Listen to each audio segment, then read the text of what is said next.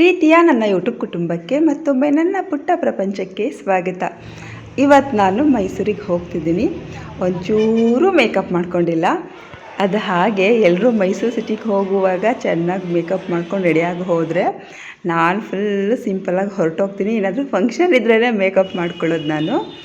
Makeup ಅಂತ ಅಂದರೆ ತುಂಬ ಎಲ್ಲ ಜಾಸ್ತಿ ಮಾಡ್ಕೊಳ್ಳೋದಿಲ್ಲ. ನಿಮಗೆಲ್ಲ ನಾನು ತೋರಿಸಿದ್ದೀನಿ ನಾನು ಹೇಗೆ ಮೇಕಪ್ ಮಾಡ್ಕೊತೀನಂತ. ಇವತ್ತು ಮೈಸೂರಿಗೆ ಯಾಕೆ ಬಂದಿದ್ದೀನಿ ಅಂತ ಹೇಳಿದ್ರೆ ವಾಚ್ ತೊಗೊಳಕ್ಕೆ ಬಂದಿದ್ದೀನಿ. ಇದು ನಾನು 17ನೇ ತಾರೀಕು ಬಂದಿದ್ದು. ಆದರೆ ನಾನು ಇವತ್ತು ಅಪ್ಲೋಡ್ ಮಾಡುವಷ್ಟರಲ್ಲಿ 24 ಅಥವಾ 24ನೇ ತಾರೀಕು ಅಪ್ಲೋಡ್ ಮಾಡ್ತಾಯಿದ್ದೀನಿ ಅಂತ ಅನಿಸುತ್ತೆ. ನಾನು ನಿಮಗೆ ಆರತಿ ಉಕ್ಕಳದ ವೀಡಿಯೋದಲ್ಲಿ ಹೇಳಿದ್ದೆ ಫ್ರೆಂಡ್ಸ್ ಹತ್ರ ಎಲ್ಲ 50 ರೂಪೀಸ್ 20 ರೂಪೀಸ್ ಈ ಥರ ಕಲೆಕ್ಟ್ ಮಾಡ್ಕೊತಾ ಇದ್ದೀನಿ ಅಂತ. ಯಾಕಂತ ಹೇಳಿದ್ರೆ ಈ ವಾಚ್ಗೋಸ್ಕರನೇ. ಅಂದರೆ ನನ್ನ ಹತ್ರ ದುಡ್ಡಿಲ್ಲ, ಅವ್ರ ಹತ್ರ ಕಲೆಕ್ಟ್ ಮಾಡ್ಕೊಂಡು ತೊಗೋಬೇಕು ಅನ್ನೋದೇನಿಲ್ಲ. ನನಗೆ ಯಾವಾಗಲೂ ನೆನಪಾಗಿರಬೇಕು ಅವ್ರು ಸಿಕ್ಕಿರೋದು ಈ ವರ್ಷ ಸಿಕ್ಕಿದ್ದಾರೆ. ಜೊತೆಗೆ ಹತ್ತಿರದಲ್ಲೇ ನಂದು ಬರ್ತ್ಡೇ ಕೂಡ ಇತ್ತಲ್ವ, ಹಾಗಾಗಿ ಯಾವಾಗಲೂ ನೆನಪಾಗಿರುತ್ತೆ. ಈ ವಾಚ್ ನೋಡಿದಾಗೆಲ್ಲ ಅವ್ರು ನೆನಪಾಗುತ್ತೆ ಅನ್ನೋ ರೀತಿಲಿ ತೊಗೊಳ್ಳೋಣ ಅಂದ್ಕೊಂಡು ಅವ್ರ ಹತ್ರ ದುಡ್ಡು ಕಲೆಕ್ಟ್ ಮಾಡ್ಕೊಂಡಿದ್ದು. ಅವ್ರಿಗೆ ಆಲ್ರೆಡಿ ಹೇಳಿದ್ದೆ ನಾನು ಯಾವುದೇ ಸಮಾಜ ಸೇವೆಗೆ ದುಡ್ಡು ಕಲೆಕ್ಟ್ ಮಾಡ್ಕೊತಿಲ್ಲ, ನನ್ನ ಪ್ರೀತಿಗೋಸ್ಕರ ನನಗೋಸ್ಕರ ದುಡ್ಡು ಕಲೆಕ್ಟ್ ಮಾಡ್ಕೋತಾ ಇದ್ದೀನಿ ಅಂತ ಹೇಳಿದ್ದೆ. ಎಲ್ಲರಿಂದ ನನಗೆ 1180 ರೂಪಾಯಿ ಆಗಿತ್ತು. ಆದರೆ ವಾಚು 3495 ರೂಪಾಯಿ.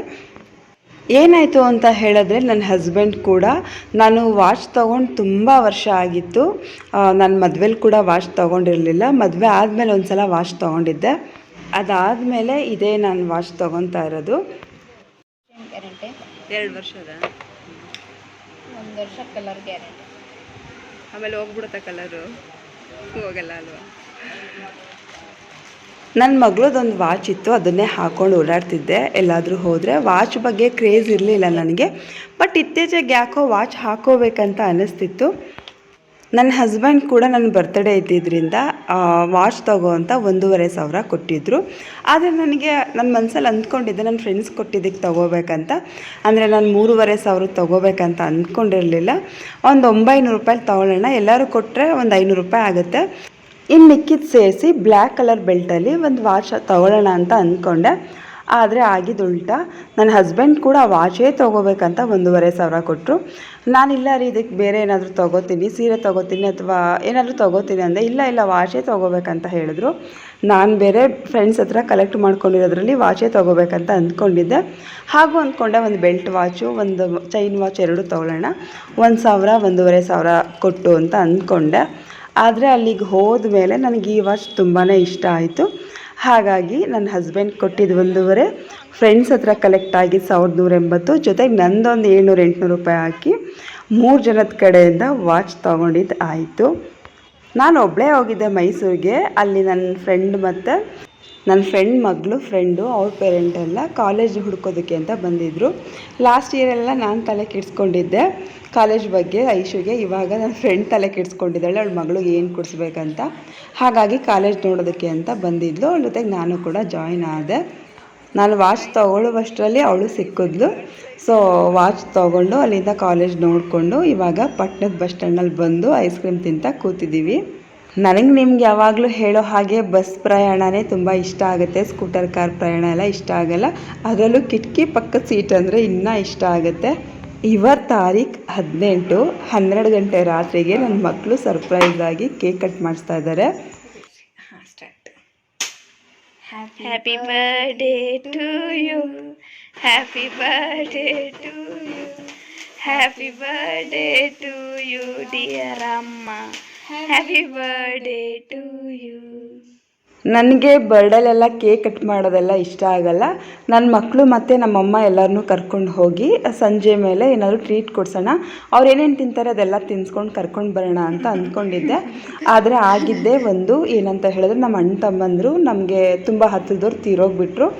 ಹಾಗಾಗಿ ನಾನು ಇವತ್ತೆಲ್ಲೂ ಸ್ನಾನ ಮಾಡಿಕೊಂಡೇ ದೀಪ ಹಚ್ಚೋಣ ಅಂತ. ಆದರೆ ನಮ್ಮನೇಲಿ ದೀಪ ಹಚ್ಚೋ ಆಗಿಲ್ಲ, ಯಾಕಂದರೆ ಆ ಸೂತ್ಕ ಅವ್ರು ತೀರೋಗಿರೋ ಸೂತ್ಕ ನಮಗೂ ಕೂಡ ಬರುತ್ತೆ. ಇವತ್ತು ನಾನು ಬೇರೆ ಡ್ರೆಸ್ ತೊಗೊಂಡಿದ್ದೆ, ಬ್ಲ್ಯಾಕ್ ಕಲರ್ ಡ್ರೆಸ್ಸು, ಬರ್ಡೇಗೆ ಅಂತಲೇ ತೊಗೊಂಡಿದ್ದೆ. ಆದರೆ ನನ್ನ ಮಗಳು ಉಜಿರೆಯಿಂದ ನನಗೋಸ್ಕರ ಒಂದೆರಡು ಡ್ರೆಸ್ ತಂದಿದ್ಲು. ಬ್ಲ್ಯಾಕ್ ಡ್ರೆಸ್ ಬರ್ಡೇ ದಿನ ಹಾಕೊಳ್ಳೋದು ಬೇಡ ಅಂತ ಅವಳು ತಂದಿರೋ ಡ್ರೆಸ್ನ ಹಾಕ್ಕೊಂಡೆ. ನಾನಿವಾಗ ನಿಮಗೆ ವಾಚನ್ನು ಕ್ಲಿಯರಾಗಿ ತೋರಿಸ್ತಾ ಇದ್ದೀನಿ. ನನಗೆ ನೇರವಾಗಿ ಕೂತ್ಕೊಂಡು ನಿಮಗೆ ತೋರಿಸ್ಕೊಂಡು ಅದ್ರ ಬಗ್ಗೆ ಮಾತಾಡಬೇಕಂತ ಆಸೆ ಇತ್ತು. ಆದರೆ ಸೂತ್ಕ ಇದೆ ಅಲ್ವ, ನಮಗೆ ಕೆಲಸ ಮಾಡ್ತಾಯಿದ್ದೀನಿ ನಾನು. ಹಾಗಾಗಿ ರೆಡಿ ಮಾಡಿಕೊಂಡು ಅಂದರೆ ಸ್ವಲ್ಪ ರೆಡಿಯಾಗಿ ಕೂತ್ಕೊಂಡು ಹೇಳೋದಕ್ಕೆ ಸಮಯ ಇಲ್ಲ. ಆಮೇಲೆ ಒಂದೊಂದು ಫಂಕ್ಷನ್ ಇದ್ದೇ ಇದೆ, ಮಧ್ಯ ಫಂಕ್ಷನ್ಗೆ ಹೋಗಿದ್ದು ಬರೋದು ಮತ್ತು ಮನೆ ಕೆಲಸ ಮಾಡೋದು ಆಗಿದೆ. ಹಾಗಾಗಿ ಟೈಮ್ ಇಲ್ಲ. ಅದಕ್ಕೆ ನಾನು ಯಾವುದೇ ವಿಡಿಯೋ ಇಲ್ಲಿವರೆಗೂ ಅಪ್ಲೋಡ್ ಮಾಡಲಿಲ್ಲ. ನನಗೆ ಗ್ರೂಪ್ ಸಿಕ್ಕಿದ ಮೇಲೆ ತುಂಬ ಖುಷಿಯಾಗಿದ್ದೀನಿ. ತುಂಬ ಜನ ಫ್ರೆಂಡ್ಸ್ ಸಿಕ್ಕಿದ್ರು ಅಂತ ನಿಮಗೆಲ್ಲ ಹೇಳಿದ್ದೆ. ಆದರೆ ಎಲ್ಲರ ಮನಸ್ಥಿತಿ ಒಂದೇ ಥರ ಇರಲ್ಲ ಅನ್ನೋದು ನೋಡಿ ಬೇಜಾರಾಯ್ತು ಸ್ವಲ್ಪ. ನಾನು ವಾಚ್ ತೊಗೊಂಡಾಗ ಒಂದಷ್ಟು ಜನ ದುಡ್ಡು ಕೊಟ್ಟರು. ಒಂದು 2-3 ಜನ ಏನಕ್ಕೆ ಇವರೆಲ್ಲ ಹೀಗೆ ದುಡ್ಡು ಕಲೆಕ್ಟ್ ಮಾಡ್ಕೊಂಡು ವಾಚ್ ತೊಗೋಬೇಕಿತ್ತು ಅಂತ ಮಾತಾಡ್ಕೊಂಡ್ರಂತೆ.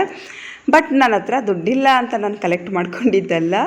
ಅದು ಏನಕ್ಕೆ ಇಷ್ಟೊಂದು ದೊಡ್ಡವರಾಗಿ ಅದೇನಕ್ಕೆ ಅರ್ಥ ಆಗಲಿಲ್ಲ ಅವ್ರಿಗೆ ಅನ್ನೋದು ಗೊತ್ತಿಲ್ಲ. ಗುರುವಂದನಾ ಕಾರ್ಯಕ್ರಮ ಮಾಡಿದಾಗ ಸ್ಟೂಡೆಂಟ್ಸ್ ಎಲ್ಲ ದುಡ್ಡು ಕಲೆಕ್ಟ್ ಮಾಡ್ಕೊಂಡು ಮಾಡಿದ್ದು. ಆಗ ನಾನು ಗ್ರೂಪ್ನಲ್ಲಿ ಇಲ್ಲದೆ ಇರೋದ್ರಿಂದ ನಾನು ಕೊಟ್ಟಿರಲಿಲ್ಲ. ಹೆಣ್ಮಕ್ಳೆಲ್ಲ 1000 ರೂಪಾಯಿ, ಸುಮಾರು ಜನ ಹೆಣ್ಮಕ್ಳು 1000 ರೂಪಾಯಿ ಕೊಟ್ಟಿದ್ರಂತೆ. ಹಾಗಾಗಿ ನಾನು ಕೂಡ 1000 ಕೊಟ್ಟೆ. ಆವಾಗ ನಿಜ ಅನ್ನಿಸ್ತು, ಈ 1180 ಮತ್ತು ಆ 1000 2 ಸೇರಿಸಿ 2180 ಕೊಟ್ಬಿಡ್ಬೇಕು ವಾಪಸ್ ಅಂತ. ಅಷ್ಟು ಬೇಜಾರಾಯಿತು, ಏನಕ್ಕೆ ಹೀಗೆಲ್ಲ ಮನಸ್ಸಲ್ಲಿ ಅಂದ್ಕೊಳ್ತಾರೆ ಅಂತ.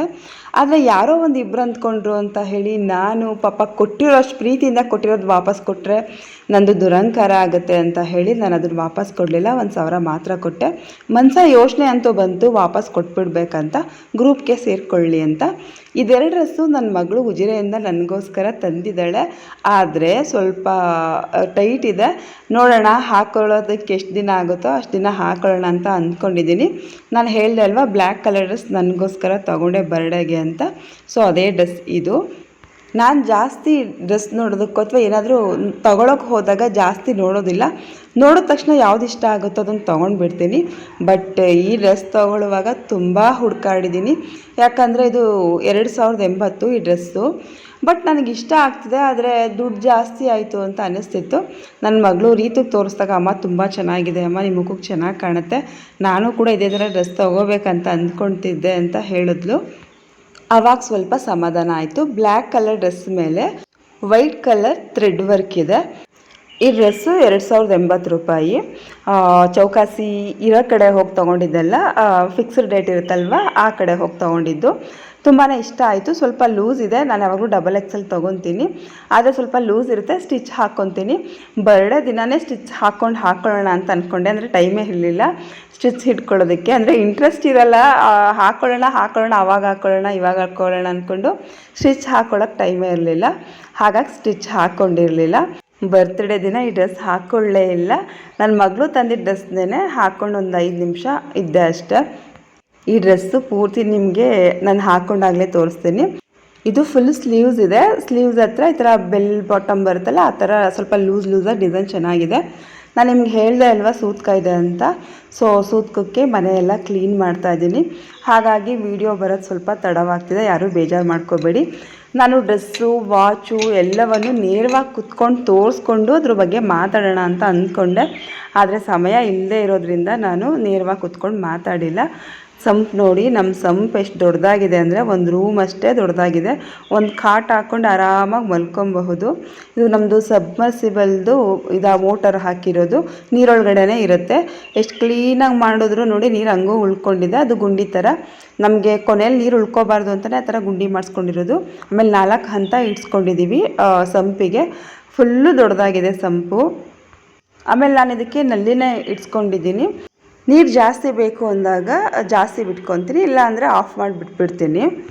ಇವಾಗ ಒಂದು ವಿಡಿಯೋ ಹಾಕ್ತೀನಿ, ಅವರೇ ಮಾತಾಡ್ತಾರೆ. ಮಾತಾಡಿದ್ಮೇಲೆ ನಾನು ನಿಮ್ಗೆ ಹೇಳ್ತೀನಿ.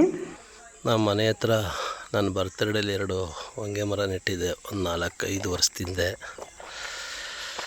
ಎಲ್ಲರೂ ಬಂದವರೆಲ್ಲ ತುಂಬ ನೆರಳು ಚೆನ್ನಾಗೈತೆ, ಕಲ್ಲು ಹಾಕ್ಸಿದ್ರೆ ಕೂತ್ಕೊಳ್ಳೋಕೆ ತುಂಬ ಚೆನ್ನಾಗಿ ಕಾಣುತ್ತೆ ಅಂತ ಹೇಳ್ತಾಯಿದ್ರು. ಇವತ್ತು ನಮ್ಮ ಸ್ನೇಹಿತ ಸುಭಾಷ್ ಅವನೇ ಬಂದು ನಿಂತ್ಕೊಂಡು ಅವ್ರ ವರ್ಕರ್ಸ್ ಕೈಲಿ ಈ ಥರ ಇನ್ಸ್ಟಾಲ್ ಮಾಡಿ ಹೋಗಿದ್ದಾನೆ.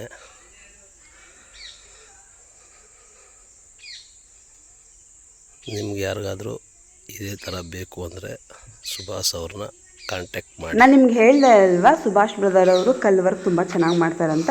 ಇದು ರವೀಂದ್ರ ಬ್ರದರ್ ಅಂತ, ಅವ್ರ ಮನೆ ಹತ್ರ ಮಾಡಿಸ್ಕೊಂಡಿರೋದು. ಈ ರೀತಿ ಮಾಡಿಸ್ಕೊಳ್ಳೋದಕ್ಕೆ 30,000 ಖರ್ಚಾಗಿದೆ ಅಂತೆ.